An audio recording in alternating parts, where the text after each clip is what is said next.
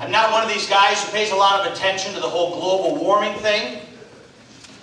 And I think that's probably because I have a 15-year-old daughter.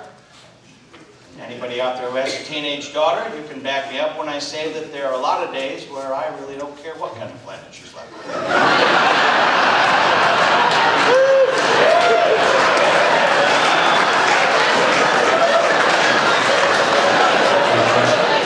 to close up that hole in the ozone layer? Put a little Midol in the water supply. That'll cinch right up.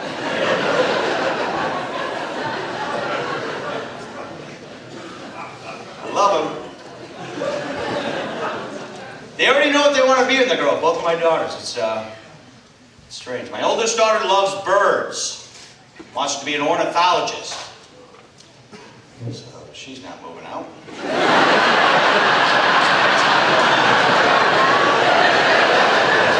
A creative way to tell us, but... The younger kid wants to own an ice cream truck. So we've already put that one on the pill because God knows what direction she's heading.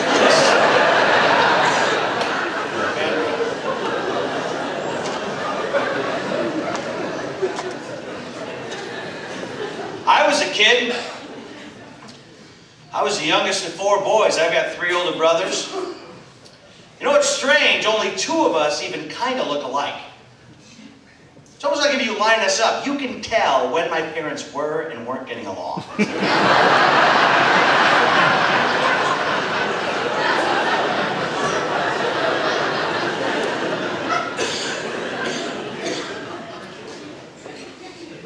I had to wear the hand-me-down clothing. That's not such a bad thing, but I told you I'm 5'7". 2 of my brothers are 6 foot. 1 of them is 6'3". Yeah, so the pants fit beautifully.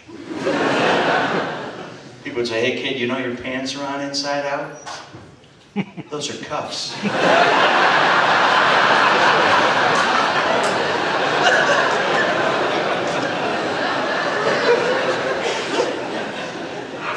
They're all successful.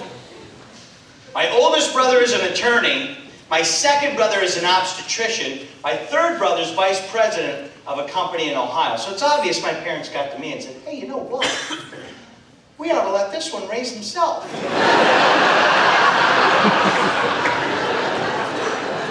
Free up a lot of time. You know what you do in that situation? You sabotage their reputation every chance you get. I saw some friends of my parents who hadn't seen my brothers in a while, and this woman starts asking questions. She's like, well, how's Brother John doing? I said, well, I'll spare you all the gory details, but let's just say she doesn't go by John anymore.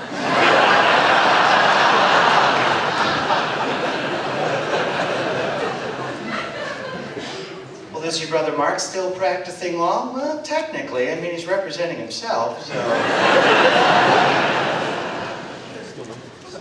Well, I saw your mom. She said your brother Andy is still delivering babies. Really? Because he's not supposed to be. I wonder if his PO knows about this. We had the whistling father. Not whistling songs. Whistling at you, you know.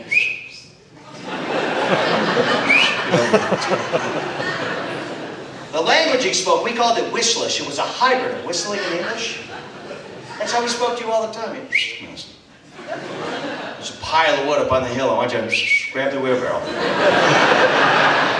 Head up there.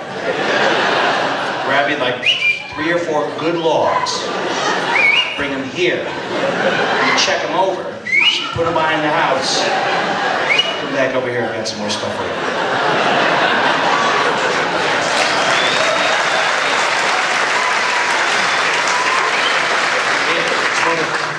My brothers and I, we were like border collies. Every time we whistled, we changed direction. Right? Again? Neck is hurting.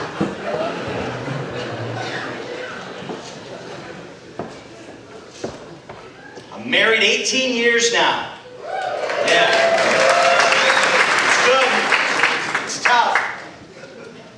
My parents got divorced after 41 years. That's the longest game of chicken ever.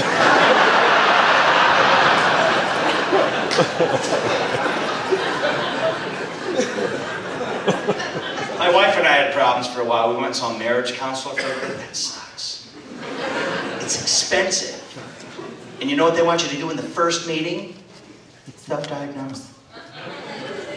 Let's see if you know what the problem is. You've made the appointment, you're aware that you have issues. Do you even know what they are? What sets her off, Dave? What really makes her angry? As far as I can tell, oxygen.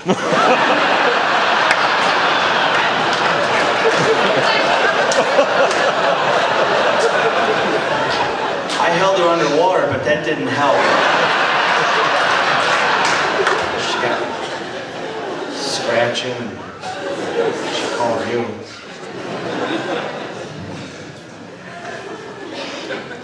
A lot of stuff we don't agree on. Money, that's a big thing with couples. My wife's much better with money. I love to spend money. I love it. Just buying stupid crap. A few months ago, my wife said, we're going to start tracking your spending. We're going to keep your receipts. We're going to find out where your money goes. Last month, I spent $63 on licorice. So we're getting better. She does the online banking. You guys prefer the online banking? Is that what you do? Yeah? I'm old school. I'm going into the bank because one of our tellers is so hot. I find any reason I can to go to the bank. I deposited 95 cents last week. It's all there.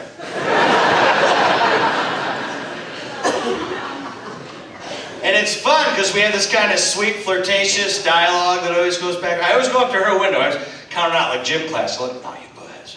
I walk right up and I'm like, hey, Kathy, you're looking good today. And then she'll say something like, aren't you supposed to be 100 feet away from me?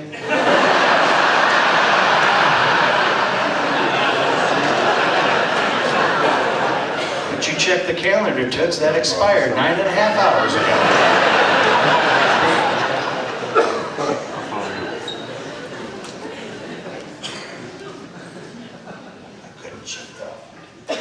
There's a couple in our neighborhood getting divorced after 2 years because the guy was having an affair.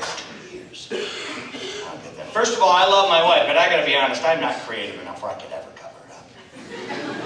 I look at it this way, she finds all of my Playboys. How am I gonna hide a live woman?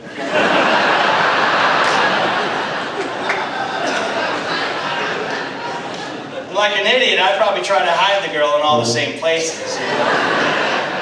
My wife would come up and, well, guess what I found between the mattresses today? That fat hostess from Applebee's.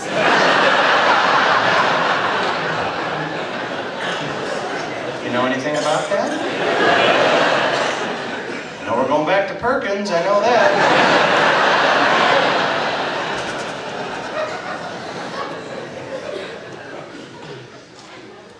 42, part of a generation they call Generation X.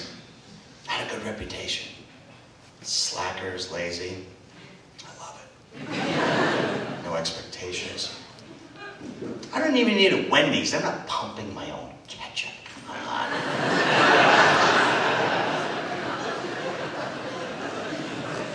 One of my friends is 40. You know one of my friends, who word he still says, 40 years old, a scared. He's telling us, I'll tell you what, that came up in my periph. I was scared. I didn't know what that was. Oh, maybe it was a plate of biscotti. Is that what it was? Were you at the library when this happened? Could you be more specific?